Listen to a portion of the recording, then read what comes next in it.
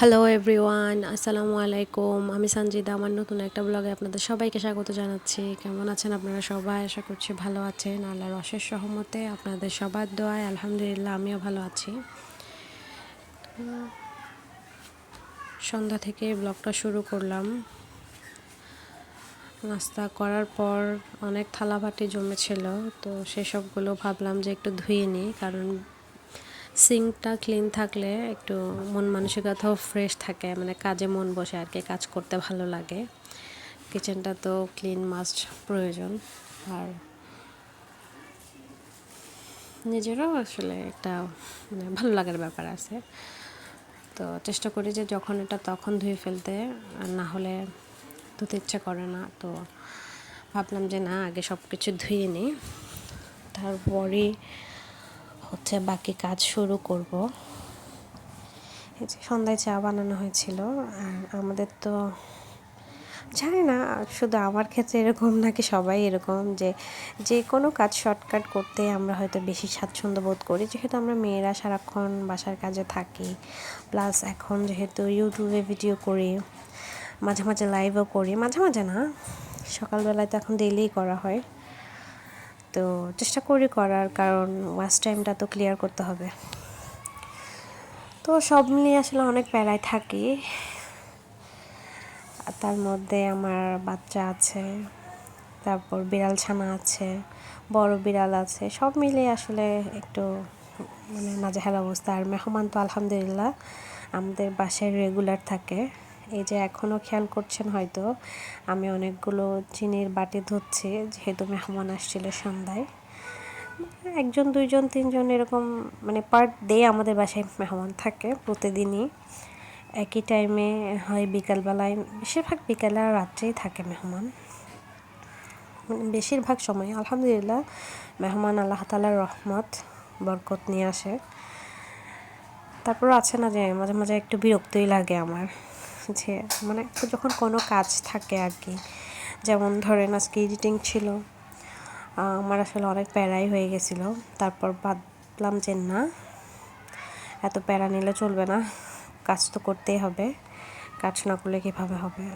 যেহেতু আমার সংসারের কাজ, আমার তো এগুলো শেষ করতেই হবে। তো তাই আমি যত মানে তাড়াতাড়ি সম্ভব আর কি সব কিছু শেষ করার চেষ্টা করছি। আর কিছু কিছু আপুদের লাইভেও যেতে হবে, কিছু আপুদের ভিডিও দেখতে হবে। কিছু না, আমি প্রায় আপুদের ভিডিওই দেখি, কারণ সবাই যেহেতু আমরা কষ্ট করছি, সফলতার জন্যই কষ্ট করছি। আমরা যদি একে অন্যের পাশে না দাঁড়াই তাহলে কীভাবে হবে?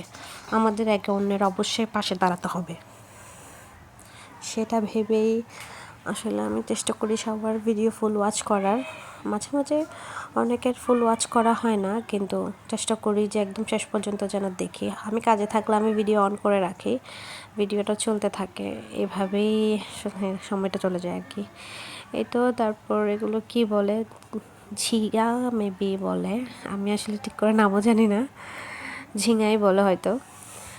তো আমার শ্বশুর আনছিল, তাই আমি একটু রেডি করে দিচ্ছিলাম, আম্মু রান্না করবে। কারণ আমার হাতটা আলহামদুলিল্লাহ ঠিক হয়েছে, ব্যান্ডেজ খুলেছে, তারপরও এখনও তো আল্লাহর দেয়া হাত সরাসরি আর একটা জিনিস নষ্ট হয়ে ওটাকে জোড়া লাগানোর মধ্যে অনেকটা পার্থক্য আছে। আমি এটা বুঝি, কারণ আমার বড় ছেলেরও এরকম হয়েছিল। আমার বড় ছেলে তো অনেক গুরুতর অবস্থায় হয়ে গেছিলো, একদম 2 টুকরো হয়ে গেছিলো হাড্ডি। আলহামদুলিল্লাহ 2 মাস সময় লাগছে আমার ছেলের হাতটা ঠিক হতে। সব মিলাই আল্লাহ তাআলা যা ভালো বুঝেছেন তাই করেছেন। তো অনেক কেয়ারফুলি থাকতে হয় আর কি। এই তো আপনাদের সাথে গল্প করতে করতে আমি ঝিঙাগুলো ছিলে নিচ্ছে, আর বাকি সব কাজই মোটামুটি করে নেব, কারণ যেহেতু এখন সন্ধ্যার সময়, একদমই সময় পাওয়া যায় না, সবার লাইভে যেতে হয়। যে আপনাদেরকে আগেই বললাম যে একটু সময় দিতে হয়, যার কারণ যে আপুরা আমাকে সময় দেয় অবশ্যই ওদেরকে তো আমার যে সময় দিতে হয়। আর ভিডিও আমি সবারই দেখি, আমার ভিডিও কেউ দেখুক বা না দেখুক, আমার কারো ভিডিও সামনে আসলেই আমি সাথে সাথে ওই ভিডিওটা দেখার চেষ্টা করি। আর সাবস্ক্রাইব করা তো অবশ্যই দেখি, ওটা না দেখলে না, কারণ যেহেতু সাবস্ক্রাইব করেছি, ইউটিউবের তো আবার হচ্ছে যে সাবস্ক্রাইব করলে ভিডিও না দেখলে ইউটিউব আবার সাবস্ক্রাইব কেটে নেয়।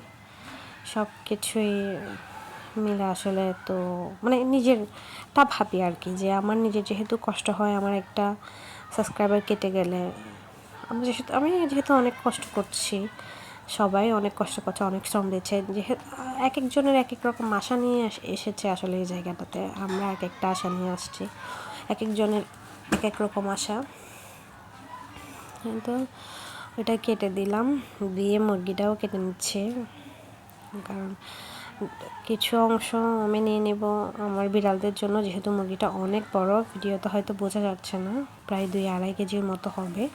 আর আমার বিড়ালদের জন্য তো আর তেমন লাগে না। আর রাত্রে বাসায় সবাই খাবে, আমার বাচ্চা ছাড়াও আমরা 6 জন মানুষ আছি, 6 জনের জন্য 6 পিস নিলেই হয়ে যাবে, যেহেতু শুধু রাতের জন্যই মানে 6-7 পিস নেব। আর আগেরও কিছু ছিল, সব মিলাই আর কি। গতকালকেও আমি রানের সাইডগুলো আসলে রেখে দিই, কারণ ওটা হাড্ডি তো তেমন খেতে চায় না, নরম হাড্ডিগুলো খাওয়াতে পারি, আর আমি হাড্ডি ভয়ও দিই না। তো আমি আসলে আলাদা আলাদা করে ভাগ ভাগ করে নিচ্ছিলাম। আর ফ্রিজে যেটা ছিল মুরগির কালকের লেগ পিসগুলো আর কি আমি বের করে রেখেছি, যাতে আমি আজকের তার সাথে দিতে পারি। এই যে এটা ফোলাটা অংশ দেখছেন সিনহার এই দিকটা নাকি ফেলে দিতে হয়, মানে জানি না কারা কী করেন না করেন, এই যে কিন্তু আমি আমার মা থেকেও দেখেছি, আমার শাশুড়ি থেকেও দেখেছি এই জায়গাটা ফেলে দিতে হয়। আমি বিড়ালদের ক্ষেত্রে হলে কাটার সময় জাস্ট একটু করে মানে কাটলেই এটা কাটা হয়ে যায়, কিন্তু নিজেরা যখন খাবো তখন ওটা ভালো করে করে নিই, যেহেতু আম্মু মানে এসব একদম স্ট্রিক্ট। আর হচ্ছে যে আমি আমার বিড়ালদের ক্ষেত্রেও কোনো রিস্ক নিতে চাই না, তো সেজন্য ওদের বেলায় আমি কাটার সময় ফেলে দিই। কিন্তু মানে কী বলবো, আপনাদের কীভাবে বোঝাবো আমি জানি না, ওদের জন্য আমি সবসময় চেষ্টা করি হাড় ছাড়া মাংসটা নেওয়ার। হাড় সহ সেদ্ধ করি ঠিকই, কারণ হাড়ও পুষ্টি আছে, ওরা যেহেতু চিকেন ছাড়া কিছুই খায় না, তো হাড়টা সহ আমি সেদ্ধ করি, কিন্তু সব সময় হাড় দিই না। কিন্তু আমার মেয়ে বিড়ালটা প্রেগনেন্ট হলে হাড় খেতে চায়, মানে আছে না যে আমাদের প্রেগনেন্ট অবস্থায় এক একজনের এক রকম জিনিস খেতে ইচ্ছে করে, আমার মেয়ে বিড়ালটাও তখন মানে চায় আর কি, তো তখন ওকে দিই। তো আপনাদের সাথে বক বক করতে করতে আমার মুরগিও কাটা শেষ হয়ে গেছে। আমাদের বাসার আবার মানে মুরগির পাখনা আর পা সবার প্রিয়, মোটামুটি আমার ছাড়া আর কি সবার। আমার পাখনাতে তো ওই চামড়া থাকে, সেজন্য আমার খেতে ইচ্ছে করে না, কিন্তু আমাদের বাসায় সবাই পছন্দ করে, আমার ছেলে, আমার হাজব্যান্ড, আমার শাশুড়ি, আমার ননদ সবাই মোটামুটি খায়, কিন্তু আমি একদমই খাই না, আমার ভালো লাগে না। কিন্তু সব কিছু ক্লিন করে নিচ্ছিলাম সবার পছন্দ মতো, যে যেমন খেতে পছন্দ করে, পাশাপাশি বিড়ালদের জন্য। তো সব কিছু কাটাকাটি শেষ করে এখন আমি চলে আসলাম মুরগি মানে কোটে ধুয়ে রেখে দিয়েছি,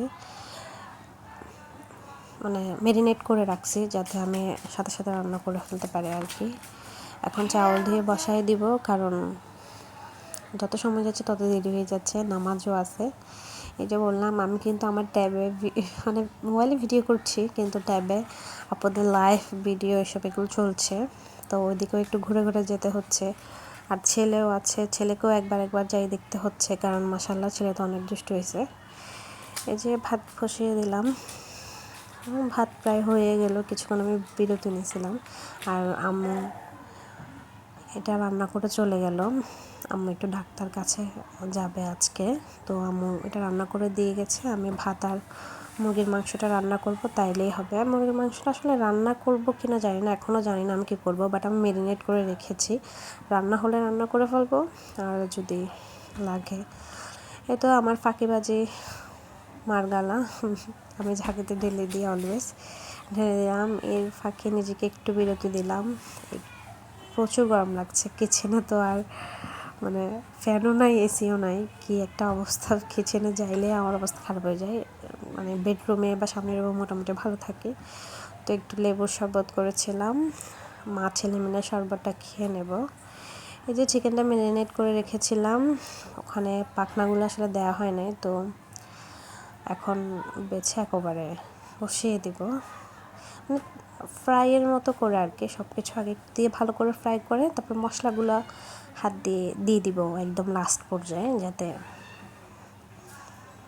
কী বলবো আসলে আমরা তো সবাই পারি, কিন্তু আমি যেভাবে করি সেটাই আপনাদের সাথে দেখানোর চেষ্টা করছি। স্পেশাল কিছুই না, জাস্ট আমরা চিকেন যেভাবে মশলা, লবণ, হলুদ, মরিচ এসব দিয়ে ম্যারিনেট করি, আমি জাস্ট একটু সয়া সস অ্যাড করছিলাম, যেহেতু সয়া সসটা আমাদের বাসায় থাকে সবসময়, কারণ চিকেনটা আমাদের বাসায় মাস্ট লাগে ছেলেদের জন্য। আমার বড় ছেলে আর আমার ছোট ছেলে তো চিকেনের জন্য পাগল। অবশ্য আমরা সবারও চিকেন, আমাদের মুরগি মানে রান্না থেকেও চিকেন ফ্রাইটা বেশি ভালো লাগে আর কি। এ তো একটু লাল হয়ে আসলে আমি উপর থেকে মশলাগুলো সব ঢেলে একসাথে কষিয়ে নেব। এই যে সব হয়ে গেছে প্রায়, তো রান্না করে নিলাম। পাশে বিড়ালদের জন্য চিকেনও সেদ্ধ বসিয়ে দিলাম। এই তো আপনাদের সাথে বকবক করতে আমি একদম লাস্ট পর্যায়ে চলে আসছি। আমার ভিডিওটা ভালো লাগলে একটা লাইক, কমেন্ট, শেয়ার করে দিতে ভুলবেন না। আর এই পর্যন্ত যারা আমার পাশে ছিলেন তাদেরকে অসংখ্য অসংখ্য অসংখ্য ধন্যবাদ। তারপর রুম ক্লিন করতে চলে আসলাম। আজকের মতো এই পর্যন্ত, সবার কাছ থেকে বিদায় নিচ্ছি। আমার পরিবারের সবার জন্য দোয়া করবেন, আমাকে পাশে থাকবেন, আর বেশি বেশি করে আমার ভিডিওটাতে লাইক, সাবস্ক্রাইব করে রাখবেন, যাতে আমি ভিডিও দেওয়ার সাথে সাথেই আপনারা নোটিফিকেশান পেয়ে যান। আর বেশি বেশি করে কমেন্ট করবেন, যাতে আমি উৎসাহিত হই নতুন নতুন ভিডিও করার। আপনাদের সাথে নতুন নতুন ভিডিও তুলে ধরার চেষ্টা করব ইনশাআল্লাহ। জানি না কার কতটুকু ভালো লাগবে, কিন্তু চেষ্টা করছি যাতে সবার মন মতো করে করতে পারি। আমার কিছু ভুল হলে অবশ্যই আপনারা ধরিয়ে দেবেন, আর ক্ষমা দৃষ্টিতে দেখবেন ছোটো বোন হিসেবে। আজকের মতো বিদায় নিচ্ছি। আল্লাহ হাফেজ। আসসালামু আলাইকুম।